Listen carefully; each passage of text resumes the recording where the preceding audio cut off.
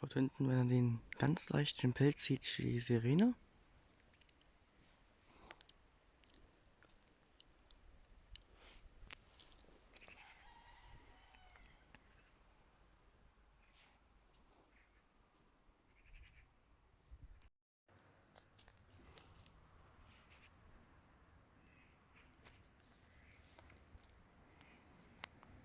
Heute eine DS977. Ich wollte eigentlich heute E57 filmen. Auf Insta-Story habe ich eine Fragensticker gemacht. Stimmt ein E57, aber da ich jetzt am falschen Auto ausgestiegen bin, habe ich jetzt eine DS977.